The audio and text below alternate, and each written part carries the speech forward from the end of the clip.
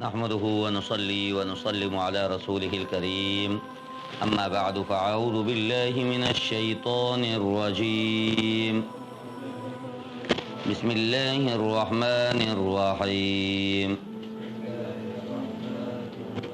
آیت نمبر 74 أفتطمعون أن يؤمنوا لكم وقد كان فريق منهم يسمعون كلام الله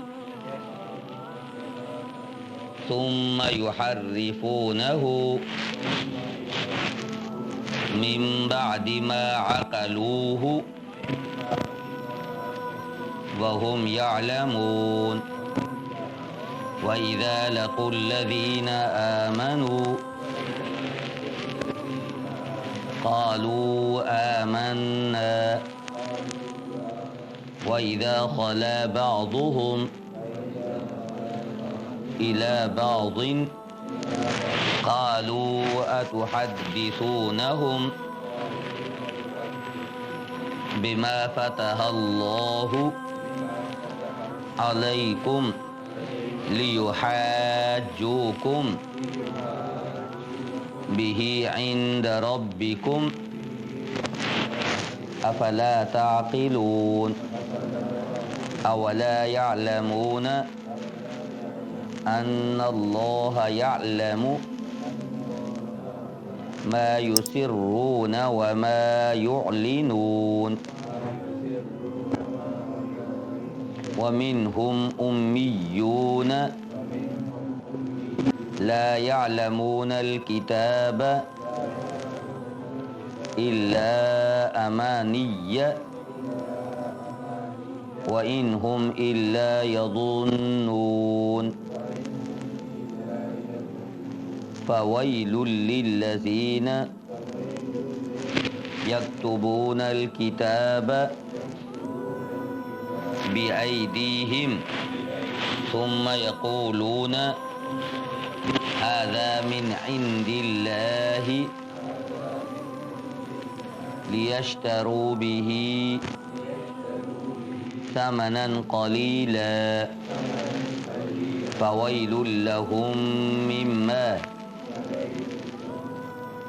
كتبت أيديهم وويل لهم مما يكسبون وقالوا لن تمسنا النار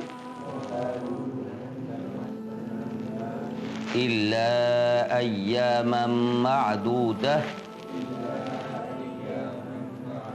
قل أتخذتم عند الله عهدا فلن يخلف الله عهده أم تقولون على الله ما لا تعلمون بلى من كسب سيئة وأحاطت به خطيئته فأولئك أصحاب النار هم فيها خالدون والذين آمنوا وعملوا الصالحات أولئك أصحاب الجنة هم فيها خالدون صدق الله العظيم. اللہ رب العزت نے ارشاد فرمایا کیا پھر تم ان کی جو پہلے بنی اسرائیل کے حالات گزرے ہیں، ان کی کردار جو گزرے ہیں، ان تمام کو دیکھنے کے بعد کیا تم توقع رکھتے ہو ان یؤمنوا لکم کہ تمہاری دعوت، تمہارے کہنے سننے سے یہ ایمان لائیں گے، تمہیں مانیں گے؟ حالانکہ ان کا تو یہ حال ہے کہ ان کا کچھ لوگوں کا ایک گروہ اس طرح کا بھی ہے جنہوں نے اللہ کے کلام کو سنا، سننے کے بعد اسے کچھ کا کچھ کر دیا، تبدیل کر دیا، حالانکہ کب؟ من بعد ما عقلوہ وہم یعلمون، سمجھنے اور جاننے کے باوجود بھی۔ اب اللہ رب العزت نے اس آیت میں یہ فرمایا کہ ان سارے لوگوں کو آپ نے دیکھا سنا کہ اللہ رب العزت کے تمام احکامات کی نافرمانی کی، تمام احکامات کو توڑا۔ اگر اللہ رب العزت نے حکم دیا کہ سجدہ کر کے جانا ہے، انہوں نے سجدہ نہیں کیا۔ اگر یہ تھا کہ زبان سے یہ ہو کہ حتۃ اللہ میں معاف فرما دے، لیکن انہوں نے اس کو بھی بدل دیا۔ تو اللہ نے فرمایا کیا تمہارے کہنے سننے سے اب یہ مانیں گے؟ تمہاری دعوت سے، اسلام کی دعوت دے رہے ہیں، یہ مانیں گے؟ کبھی نہیں مانیں گے۔ اس سے ایک بات یہ سمجھ آئی کہ مسلمان کا یہ کام ہے کہ ایمان اور اسلام کی دعوت اور اسلام کا پیغام لوگوں کو پہنچاتا رہے۔ کیوں؟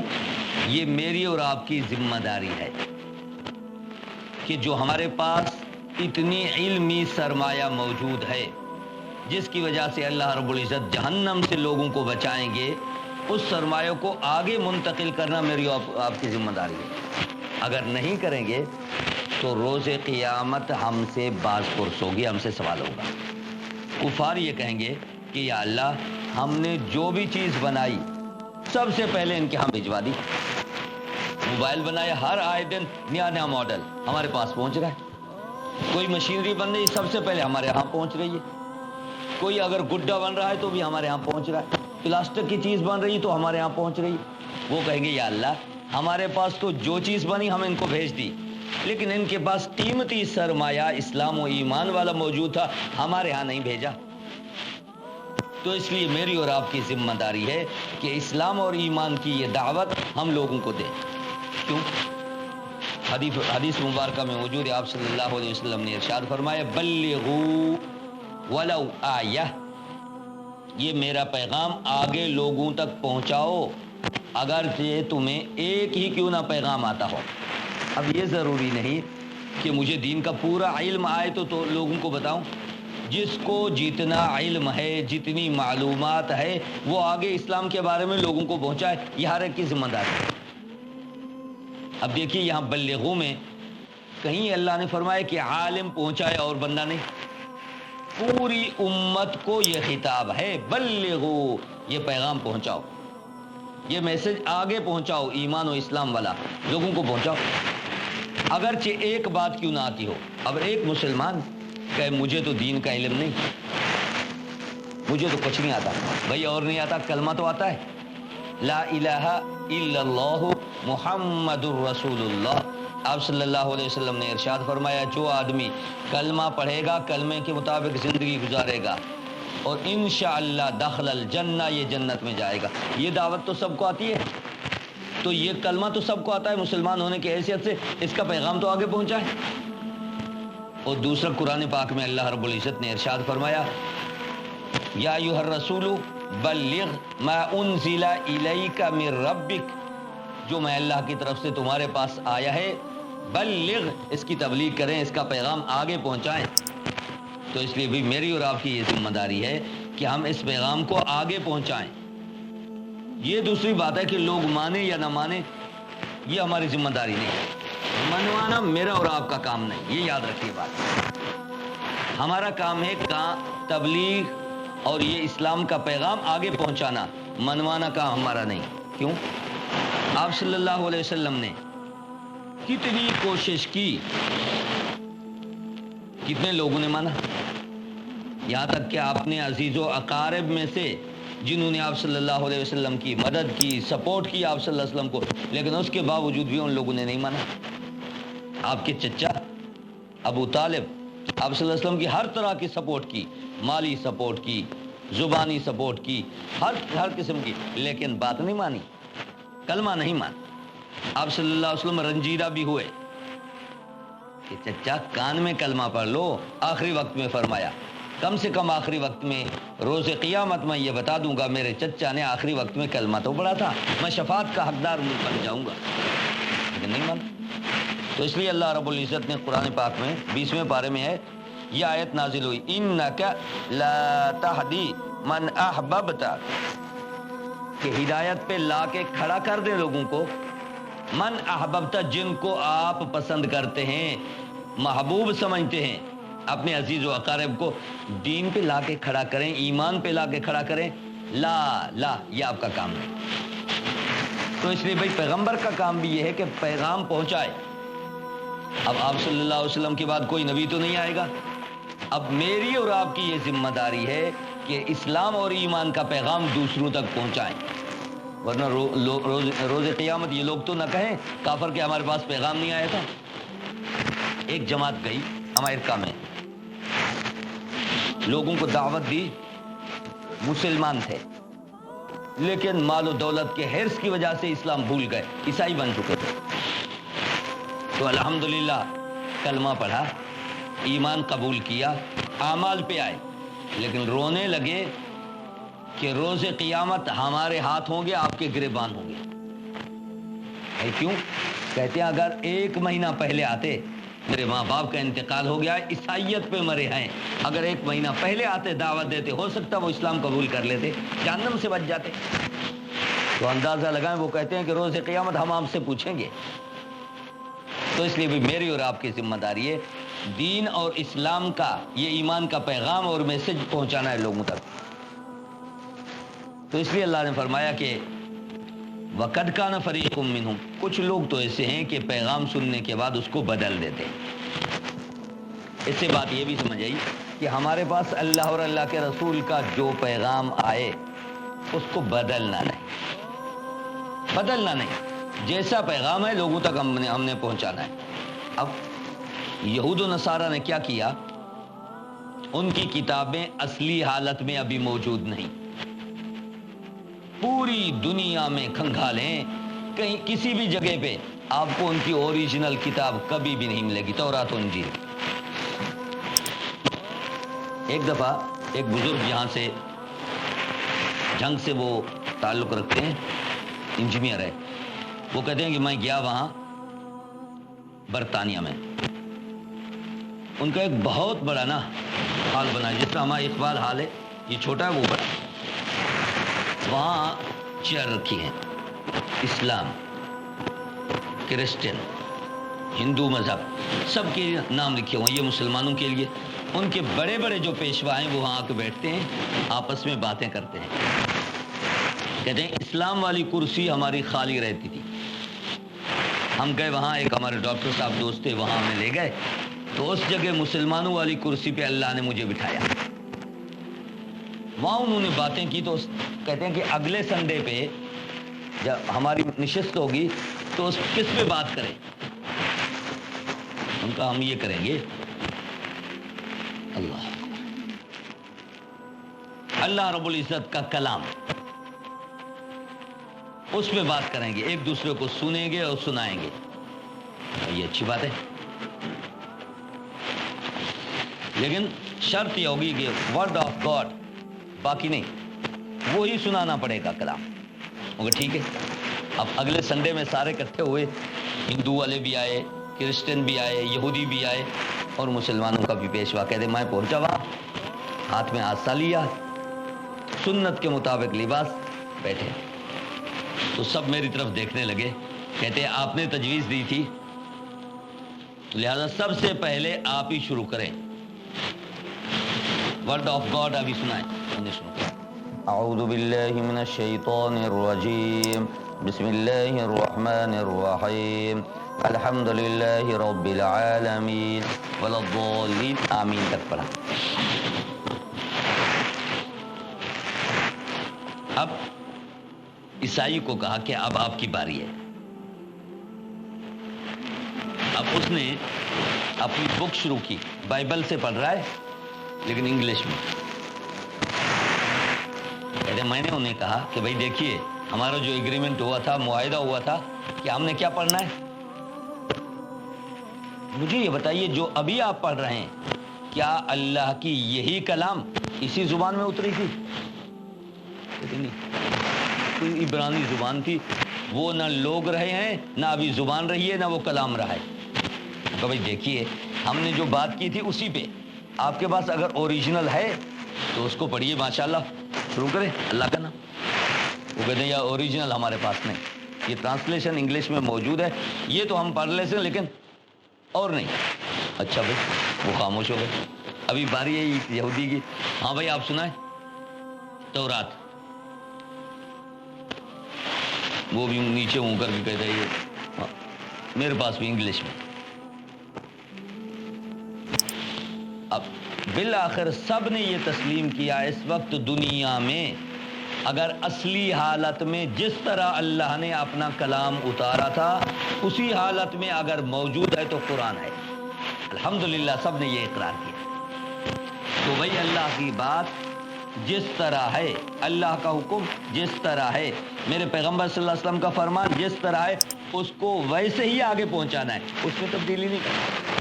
اس لیے اللہ رب العزت نے فرمایا کچھ لوگ تو ایسے کہ اللہ کے احکامات کو سننے کے باوجود, سمجھنے کے باوجود اس کو بدل دیا.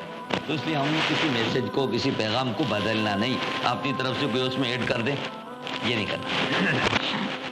ثم یحرفون, انہوں نے بدل دیا تو اللہ ناراض ہو گئے. تو اس لیے اللہ کا پیغام جیسے ہے ویسے پہنچائیں, اس میں تبدیلی نہ کریں. اب انہوں نے تبدیلی ایک یہ کی, جب تورات آئی جو لوگ حضرت موسیٰ علیہ السلام کے ساتھ گئے تھے ان نے کہا ہاں بھائی بتاؤ کیا حکم اللہ نے دیا. اب دیکھیے اللہ کا حکم تھا کہ نماز پڑھیں, زکوٰۃ دیں, حج کریں, زکوٰۃ, سارے حکم تھے. اب انہوں نے آگے اپنے طور پہ یہ ایڈ کر دیا ان استطعتم ان تفعلوا هذه الاشیاء فافعلوا, اگر تم میں قوت ہے, ہمت ہے, کر سکتے ہو تو یہ کر لو. وَإِن لَّمْ تَفْعَلُوا فَلَا بَأْسَ بِهِ, اگر نہیں کر سکتے تو کوئی حرج نہیں. حالانکہ اللہ کا تو حکم تھا, آرڈر تھا, اقیم الصلاۃ, نماز پڑھو, اس میں کوئی رعایت نہیں. نماز پڑھنی ہے, اگر کھڑے ہو کے نہیں پڑھ سکتے, بیٹھ کے نہیں پڑھ سکتے تو لیٹ کے پڑھیں, لیکن چھوڑنے کی اجازت نہیں. اور انہوں نے یہ آ کے حکم یہ بتایا کہ اللہ کا ہاں یہ حکم ہے, کر سکتے ہو تو ٹھیک, نہ کر سکو کوئی حرج نہیں. یہ حکم بدل دیا. یہ سیدنا عبداللہ بن عباس رضی اللہ تعالی عنہ نے فرمایا کہ انہوں نے یہ اللہ کے حکم کو بدل دیا. دوسری بات یہ آخر میں اللہ نے فرمایا ما عقلوہ وہم یعلمون, حکم کو سمجھا بھی اور علم بھی تھا. تو معلوم ہوا کہ جس چیز کے بارے میں ہمیں علم ہو اس کو بات کو سمجھیں بھی, سمجھنے کے باوجود اگر اس میں ہم تبدیلی کریں, اس حکم کو بدل دیں, زیادہ گناہ ہے بنسبت اس کے کہ ہمیں سمجھ نہ آیا ہو, ہمیں پتہ نہ ہو, کیونکہ غلطی سے ہو گیا, پتہ نہیں تھا, جان بوجھ کر کے پتہ بھی ہو حکم اس طرح ہے اس کو ہم بدل دیں, یہ بہت بڑا ہے. اتنا جاہل بندہ ہے, کوئی پتہ نہیں, گناہ تو اس کو بھی ہوگا لیکن کم. مجھے اور آپ کو معلومات ہے, پتہ بھی ہے, اس کے باوجود بھی اس میں اگر تبدیلی کریں تو زیادہ گناہ ہو. آگے ایک خرابی اور یہ وَإِذَا لَقُوا الَّذِينَ آمَنُوا قَالُوا آمَنَّا, ایمان والوں سے ملتے ہیں کہ قالوا آمنا, ہم بھی تصدیق کرتے ہیں کہ آپ صلی اللہ علیہ وسلم اللہ کے نبی ہیں, ہم مانتے ہیں. ہماری کتاب تورات میں اس کی بشارت بھی موجود ہے کہ آخری نبی آئیں گے جن کو اللہ رب العزت کتاب دے گا, قرآن عطا فرمائے گا. یہ ہمارے پاس بھی بشارت موجود ہے. قالوا آمنا, ہم بھی مانتے ہیں. لیکن وَإِذَا خَلَا بَعْضُهُمْ إِلَىٰ بَعْضٍ, تو ایک دوسرے سے الگ ہو کر کے آپ نے بڑوں کے پاس پہنچتے ہیں تو کوئی کہہ رہے تم پاگل ہو گیا, جو باتیں ہماری کتاب میں لکھی مسلمانوں کو پھر بتاتے ہو. کل تو اللہ کے سامنے یہ کہیں گے کہ یا اللہ ان کو پتا تھا, انہوں نے خود بتایا تھا ہماری کتاب میں موجود ہے, پھر بھی نہیں مانے, تو روز قیامت کی حجت اور دلیل کہیں گے ہمارے خلاف. تمہیں اتنا بھی عقل نہیں, افلا تعقلون, اتنا عقل بھی نہیں تمہیں, تو لہٰذا مسلمانوں کو یہ نہ بتایا کرو کہ ہماری کتاب میں یہ چیزیں موجود ہیں کہ قرآن آئے گا, آخری کتاب, آخری نبی آئے گا, اس کی آخری امت ہوگی, یہ نہ بتایا کرو مسلمانوں کو. اللہ نے فرمایا اولا یعلمون ان اللہ یعلم ما یسرون وما یعلنون, ان کو اتنا بھی پتہ نہیں کہ چاہے تم ظاہر کرو یا چھپاؤ سب کچھ میں جانتا ہوں. کیا اگر جب ظاہر کرو گے تو اللہ کو پتہ لگے گا, اللہ کے سامنے یہ حجت کریں گے, ورنہ اللہ کو پتہ نہیں. تو ہمارا عقیدہ ہے مسلمانوں کا کہ اللہ رب العزت ہر حال میں ہمیں دیکھ بھی رہے ہیں, ہمارے سارے حالات کو جانتے بھی ہیں, جو زبان سے بول رہے ہیں اس کو بھی جانتے, جو ہمارے دل میں آ رہا ہے اظہار نہیں ہو رہا, ساتھ بیٹھنے والوں کو پتہ نہیں, وہ بھی اللہ جانتے ہیں. یہ ہمارا عقیدہ ہے. تو اس لیے اللہ نے فرمایا انہیں اتنا بھی پتہ نہیں کہ میں اللہ جانتا ہوں, کس کو, ما یسرون و ما یعلنون, جو چھپاتے ہیں وہ بھی مجھے بتائے، جو ظاہر کرتے ہیں اس کا بھی مجھے بتائے۔ فرمایا، حدیث مبارکہ میں موجود ہے، آپ صلی اللہ علیہ وسلم نے ارشاد فرمایا، اگر اندھیری رات میں کالا کیڑا، پہاڑ بھی کالا ہو، اس کی تہے میں پڑا ہو، اللہ رب العزت اس کے چلنے کو بھی سن رہے ہیں، اس کو دیکھ بھی رہے ہیں، اس کی کیا ضرورت ہے اس کی ضرورت کو بھی پورا کر رہے ہیں۔ ہمارے اللہ تو اتنے سننے دیکھنے والے ہیں، ہمارے اللہ سمیع بھی ہیں، سننے والے، بصیر بھی ہیں، دیکھنے والے بھی ہیں۔ ہمیں دیکھنے کے لیے لائٹ کی ضرورت پڑتی ہے، اگر عشرت بھائی ساری لائٹیں بجھا دیں، رات کا اندھیرا ہو، کچھ بھی ہاتھ بھی نظر نہیں آئے گا نظر، کچھ بھی نہیں آئے گا۔ لیکن اللہ رب العزت کو ان چیزوں کی ضرورت نہیں، اللہ سب کو جاننے والے۔ تو فرمائے کہ کال، اب دوسری بات یہ بھائی سفید کیڑا ہو تو نظر آئے گا، لیکن کالا کیڑا ہو اور کالی جگہ پہ پڑا ہو، کالے جوتے پہ، کیسے نظر آئے گا؟ فرمایا اللہ رب العزت نے میں اس کو بھی جانتا ہوں، اور یہ بھی فرمایا کہ اس کو میں رزق بھی عطا کرتا ہوں۔ ایک مرتبہ آپ صلی اللہ علیہ وسلم کہیں گئے، ایک پتھر توڑا، پتھر میں ایک کیڑا نکلا، اس کے منہ میں مصری تھی، مصری ہوتی ہے نا، مصری کی دلی منہ میں تھی، اور دوسرا کیڑا نکلا منہ میں پتا تھا۔ اب آکسیجن کے بغیر تو بندہ زندہ نہیں رہ سکتا، یہ جاندار کس طرح زندہ تھے بھائی؟ پتھر توڑا تو اس پتھر کے اندر ایک تو مصری کھا رہا ہے، ایک منہ میں پتا ہے۔ اس لیے اللہ رب العزت نے فرمایا جہاں بھی ہے، جس طرح بھی میری مخلوق ہے، سب کو میں جانتا بھی ہوں، دیکھ بھی رہا ہوں۔ ایک حدیث مبارکہ میں موجود ہے، آپ صلی اللہ علیہ وسلم نے ارشاد فرمایا، پوری کائنات، انس و جن، اپنی اپنی زبان میں اللہ سے مانگیں، ایک میدان میں کھڑے ہو جائیں، سیرت بھائی بھی مانگے، ہم سب مانگے، اچھا اللہ سے مانگے اپنی اپنی لینگویج میں، کوئی سریکی میں، کوئی اردو میں، کوئی انگلش میں، کوئی پٹھانی میں، جس طرح کی جس کی جو زبان ہے، کوئی بلوچی میں، کوئی سندھی میں، اپنی اپنی زبان میں اللہ سے مانگے۔ فرمایا اللہ رب العزت سب کو سمجھ بھی رہے ہیں، سب کو دیکھ بھی رہے ہیں، اور سب کی حاجتوں کو اللہ رب العزت پورا بھی فرمائیں گے۔ ہماری سمجھ سے یہ بات باہر ہے کہ ہمیں سمجھ نہیں آتا کہ ایک جگہ اگر آکسیجن نہ ملے تو بندہ کس طرح زندہ رہ سکتا ہے۔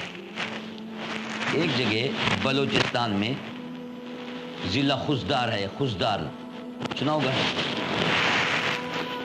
وہاں ایک ہاسٹل میں نا بچے تھے، ان کے لیے کھانا پکانے والا نا ایک کوک تھا جو کھانا پکاتا تھا، تو وہاں ان کے یہاں نا پتھر کی ہوتی ہیں جس پہ روٹیاں لگائی جاتی ہیں، پتھر، ہمارے یہاں مٹی کے یا لوہے کے ہوتے ہیں، تو وہاں پتھر کا بنتا ہے، پتھر جلدی گرم ہو جاتا ہے لوہے کی طرح۔ جیسے ہم کھانا پکاتے ہیں نا تو باہر سے تو روٹی پک جاتی، سینٹر میں بالکل بیچ میں جہاں آگ ہے وہ حصہ کچا رہ جاتا۔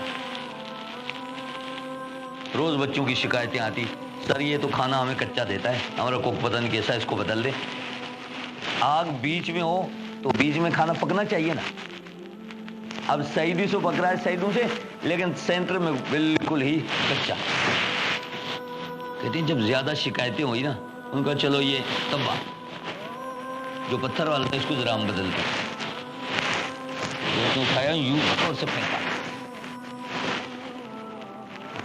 دیکھو سینٹر میں تھا بھی بالکل پتلا سا، یوں گرا تو بیچ میں ایک کیڑا زندہ پڑا ہوا ہے۔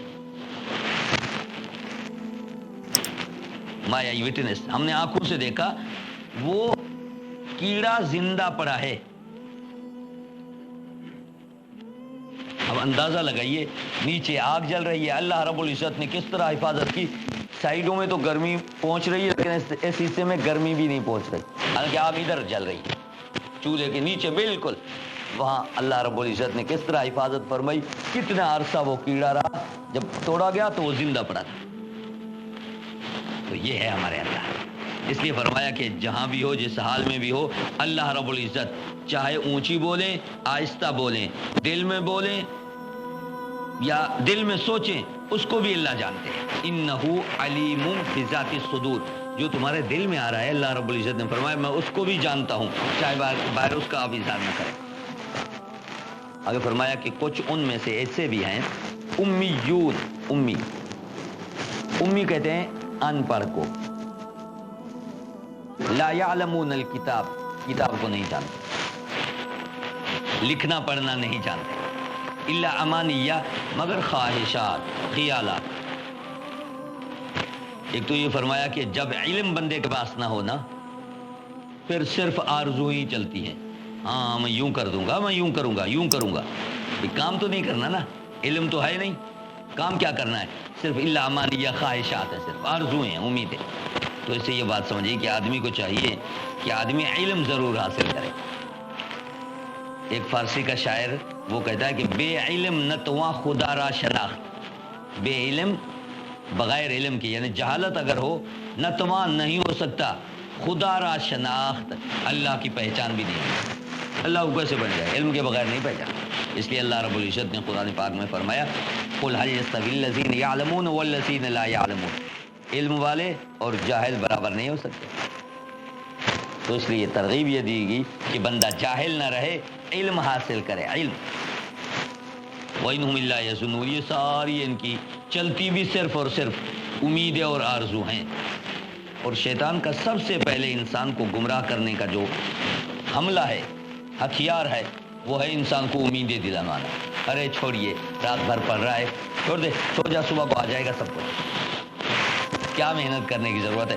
ایسی باتیں کہ بندہ حیران رہ جائے، سو جا بھائی، ابھی سارے سو رہے ہیں، تو ہی سو جا، کون دیکھنے والا، سو جا، صبح دیکھا جائے گا۔ تو امیدیں اور آرزو پہ دنیا، تو یہ ان کی آرزویں یہ ہوتی تھی، ارے بھائی جنت میں تو ہم جائیں گے، جنت میں ہم جائیں گے، الا من کان ہودا او نصارا وقالوا لن يدخل الجنہ الا من کان ہودا او نصارا، جو یہودی اور عیسائی ہوں گے جو جنت میں جائیں گے، باقی سارے جہنم میں جائیں گے۔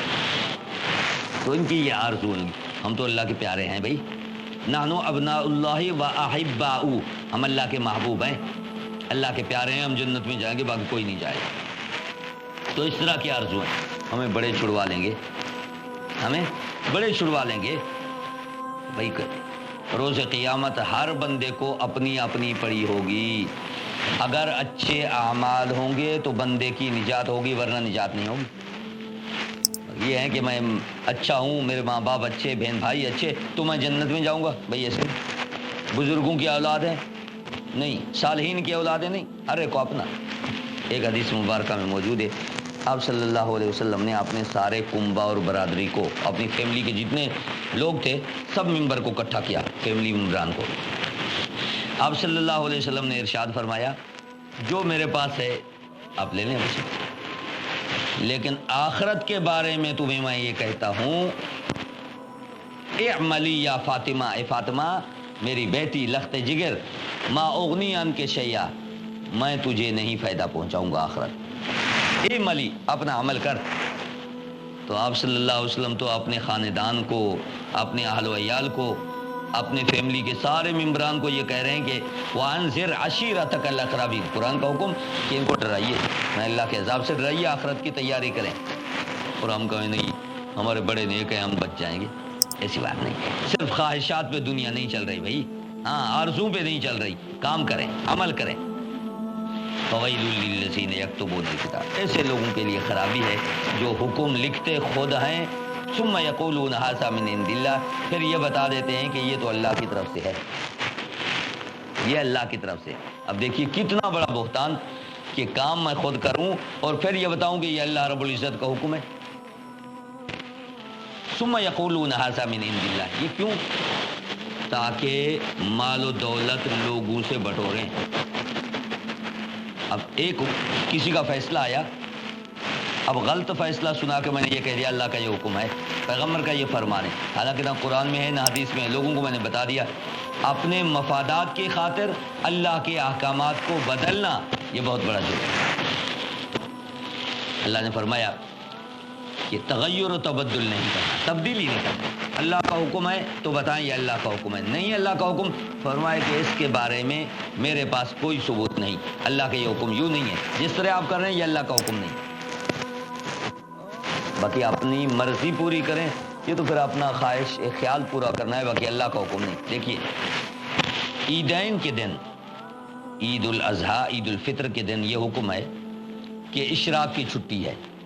اشراق کی جو نفل پڑھے جاتے ہیں سورج نکلنے کے بعد اس کی چھٹی.